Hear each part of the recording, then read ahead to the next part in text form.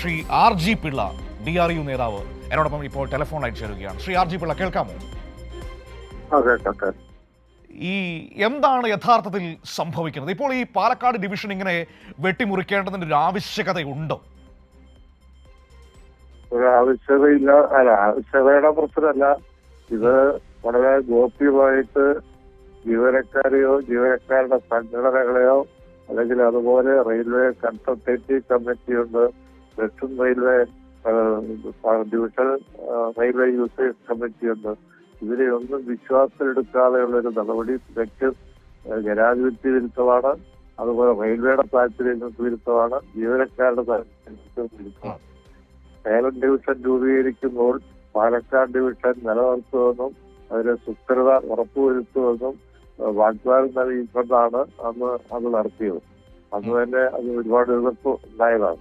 ഇന്നിപ്പോ റെയിൽവേയുടെ സാധാരണഗതിയിൽ റെയിൽവേ ഒരു റീജിയണൽ ഇതായിട്ടാണ്, അല്ലാതെ ഭാഷാടിസ്ഥാനത്തിലല്ല. ആ നിലയിൽ ഈ സംസ്ഥാനത്തിന്റെ അല്ലെങ്കിൽ ഈ ഡിവിഷനിലേക്കുള്ള വരുമാന മാർഗം പ്രത്യേകിച്ചും മംഗലാപുരമാണ് ബിസിനസ് സെന്ററായിട്ട് ഇതിനകത്ത് ഉൾക്കൊള്ളിച്ചിട്ടുള്ളത്. വരുമ്പോ ഈ ഡിവിഷന്റെ പ്രത്യേകമായിട്ടുള്ള തനതായിട്ടുള്ള സുസ്ഥിരത നഷ്ടപ്പെടുത്തുന്ന തരത്തിലാണ്. അത് ഡിവിഷന്റെ നിലനിൽപ്പിനെ തന്നെ ദുരിത ബാധിക്കും. മാത്രമല്ല, ജീവനക്കാരെ സംബന്ധിച്ചിടത്തോളം നമുക്കറിയാം, ഏറ്റവും കൂടുതൽ മെക്കാനിക്കൽ വിഭാഗത്തിൽ ജീവനക്കാരെ കോച്ചുകളുടെ മെയിൻ്റനൻസ്, ഏകീകൃത മെയിൻ്റനൻസ് ഒക്കെ നടത്തുന്നത് ഇതാണ്. ഈ ഡിവിഷനിൽ ആകെ ഒരു കോച്ചിങ് ടെർമിനലാണ്. അപ്പൊ അവിടെയാണ് ജീവനക്കാർ കേന്ദ്രീകരിച്ചിരിക്കുന്നത്. ആ ജീവനക്കാരെ പുനരധിവസിപ്പിക്കുക എന്ന് പറയുന്നത് തീർച്ചയായിട്ടും അവരുടെ കാര്യങ്ങളെ വളരെ പ്രതികൂലമായി ബാധിക്കുന്നതാണ്.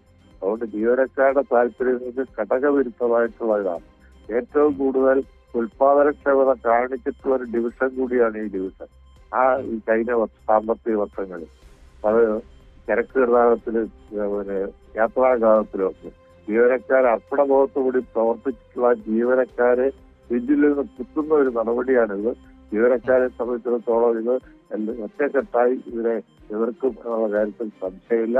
ഇതുണ്ടാക്കുന്ന പ്രത്യാഘാതങ്ങൾ വളരെ നാളത്തേക്ക് ജീവനക്കാരെ ഇതിനെ ബാധിക്കുന്നതാണ്. കാരണം ഒരു കോച്ചിങ് ടെർമിനലിൽ നിന്ന് ഈ ഡിവിഷനിൽ വേറെ ഇല്ല. അപ്പം മെക്കാനിക്കൽ വിഭാഗത്തിലുള്ള ബഹുഭൂരിപക്ഷം ജീവനക്കാരും പണിയെടുക്കുന്നത് അവിടെയാണ്. അവരുടെ ഏറ്റവും ഭാവി ജീവിതത്തെ കൂടുതലും കേരളത്തിൽ നിന്നുള്ള ജീവനക്കാരാണ്. വളരെ കുറച്ച് മാത്രമേ കർണാടക വാസികളായിട്ടുള്ളൂ. തീർച്ചയായിട്ടും അങ്ങേയറ്റം റെയിൽവേയുടെ താല്പര്യങ്ങൾക്ക് വിരുദ്ധമാണ്, ജീവനക്കാരുടെ താല്പര്യങ്ങൾക്ക് വിരുദ്ധമാണ്. അതുപോലെ തന്നെ ഇത് വലിയ തോതിൽ ഇത്തരത്തിലുള്ള വിഭാഗീയ പ്രവർത്തനങ്ങൾ ഓരോ ഇതും മാറുമ്പോൾ റെയിൽവേ കുറേ കാലം നിലനിന്നിട്ടുള്ളത് നാഷണൽ ഇന്റഗ്രേഷന്റെ കൂടി ഒരു ഭാഗമായിട്ടാണ്. അപ്പൊ അവിടെ പ്രാദേശികമായിട്ടുള്ള വികാരങ്ങൾക്ക് യാതൊരു പ്രാധാന്യവും ഇതുവരെ കൊടുത്തിരുന്നില്ല. അപ്പൊ ഇത്തരത്തിൽ പക്ഷേ കേരളത്തിന്റെ കാര്യം വരുമ്പോൾ അത് പല വട്ടങ്ങളിൽ നമ്മൾ കണ്ടതല്ലേ ശ്രീ പിള്ള? ഇപ്പോൾ സേലം ഡിവിഷൻ വന്നപ്പോൾ നമ്മുടെ കുറെ പാലക്കാടിന്റെ കുറെ ഭാഗങ്ങൾ ആ വഴിക്ക് പോയി. അത് നമുക്ക് വാഗ്ദാനം ചെയ്തിരുന്നതാണ് നമുക്കൊരു സോണ്. ആ സോണ് സൗത്ത് വെസ്റ്റ് സോൺ അല്ല ഒന്നല്ല, സൗത്ത് വെസ്റ്റ് അല്ല, നമ്മള് തീരദേശ സോൺ എന്ന് പറഞ്ഞിട്ട്. അതുപോലെ കേരളത്തിന്റെ ഡിമാൻഡാണ് ഒരു സോൺ അനുവദിക്കുന്നത്. അപ്പൊ അങ്ങനെ വരുമ്പോൾ കേരളത്തിന്റെ റെയിൽവേയുടെ ഇൻഫ്രാസ്ട്രക്ചർ അതുപോലെ തന്നെയുള്ള റെയിൽവേയുടെ നാനാവിധമായിട്ടുള്ള വികസനങ്ങൾക്ക് കൊടുക്കുന്നതിനുള്ള ഒരു സംവിധാനമെങ്കിലും ഉണ്ടായിരുന്നെങ്കിൽ കുറെ കൂടി നേരത്തെ കുട്ടി പ്ലാൻ ചെയ്ത് വർദ്ധിച്ച് കുറേ വർഷം വികസനം ഇവിടെ വരുമായിരുന്നു. നമുക്കറിയാം, സോൺ കേന്ദ്രീകരിച്ചാണ് റെയിൽവേയുടെ പദ്ധതികളൊക്കെ ആസൂത്രണം ചെയ്യുന്നത് കൊണ്ട് തന്നെ കേരളം എന്നും തഴയപ്പെട്ടുള്ള സംഗതിയാണ്.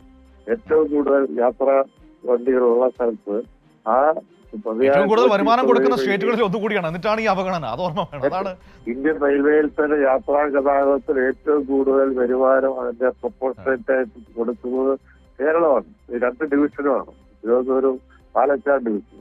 അപ്പൊ ആ നിലയിൽ വരുമാനമുണ്ടായ ആ തരത്തിലുള്ള ഒരു വികസന പ്രവർത്തനവും കഴിഞ്ഞ കാലങ്ങളിൽ ഇവിടെ ഉണ്ടായിട്ടില്ല. ഇവിടെ ഞാൻ പറഞ്ഞില്ല, ഈ ഡിവിഷൻ പാലക്കാട് ഡിവിഷനിൽ ഒരൊറ്റ കോച്ചിങ് ടെർമിനലാണ് വന്നത്. ഇവിടെ പാലക്കാട് ആകാം, തൊണ്ണൂരാകാം, ഇതൊന്നും എത്രയോ കാലമായിട്ട് ആവശ്യപ്പെടുന്നതാണ്, ഉപയോഗിച്ചിട്ടില്ല. ഇതും കൂടി പോകുമ്പോൾ ഇതിനെ വെട്ടിമുറിച്ച് അംഗഭംഗം വരുത്തി ഈ ഡിവിഷനെ ഇല്ലാതാക്കുന്ന തരത്തിലുള്ള ഒരു വലിയ അപകടമാണ് ഇതിന്റെ പിന്നിലുള്ളത്.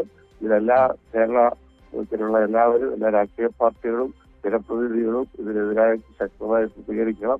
ജീവനക്കാർ അത് കൂടിയാലോചിച്ച് തീർച്ചയായിട്ടും എല്ലാവരും ഒറ്റക്കെട്ടായി ഈ നീക്കത്തിന് എതിർക്കാൻ പരിപാടികൾ ആവിഷ്കരിക്കും.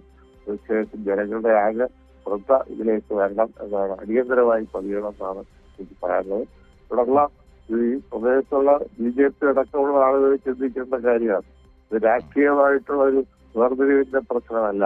ഇത് കേരളത്തിന്റെ പൊതുവായ താല്പര്യമാണ്, റെയിൽവേയുടെ തന്നെ താല്പര്യമാണ്. അതുപോലെ എല്ലാ വിഭാഗത്തിലും പെട്ടുന്ന ജീവനക്കാരെ സംബന്ധിച്ച് അത് പ്രതികൂലമായി ബാധിക്കും. പ്രത്യേകിച്ച് മെക്കാനിക്ക് അവിടെയാണ് കൂടുതൽ ജീവനക്കാരുള്ളത്.